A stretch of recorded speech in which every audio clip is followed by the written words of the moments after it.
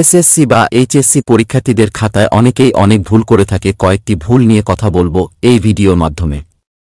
অনেক ধরনের ভুল করে থাকেন অনেকেই, পরবর্তীতে পরীক্ষা শেষে চিন্তায় থাকেন যে রেজাল্ট আসবে কিনা। আজকে কয়েকটি ভুল নিয়ে কথা বলবো, এগুলো ভুল করলে রেজাল্ট আসবে। তার মধ্যে ওএমআর শিটে রেজিস্ট্রেশন নম্বর ভুল হলে কি রেজাল্ট আসবে কি? রেজিস্ট্রেশন নম্বর ভুল থাকলেও আপনার রোল নাম্বার যদি সঠিক থাকে তাহলে রেজাল্ট চলে আসবে।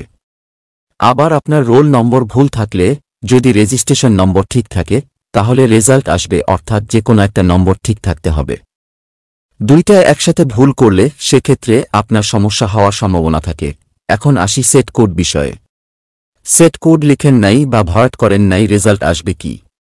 তাহলেও উপায় আছে। আপনার খাতাটি পরীক্ষা করে দেখা হবে আপনার খাতাটি কোনো সেটের সাথে বেশি সাদৃশ্য রয়েছে এবং সে সেট অনুযায়ী আপনারা খাতাটি কাটা হবে। লেখা বা ভরাট যে কোনো একটা করা থাকলে আর কোনো সমস্যাই নাই। এখন আসি বিষয়ে কোড ভুল করলে কি হবে। এটা কোনো সমস্যা না, কারণ আপনার খাতাটা একটা বান্ডিলের মধ্যে থাকে। স্যারেরা সহজেই বুঝতে পারে আমার খাতাটি কোনো বিষয়ের। পাশ করা যতটা সহজ, ফেল করা ততটা সহজ না। একটা স্যার কখনো চায় না একটা শিক্ষার্থী ফেল করুক। স্যাররা সর্বোচ্চ চেষ্টা করে তোমার খাতাটি কেটে একটা রেজাল্ট বের করার জন্য।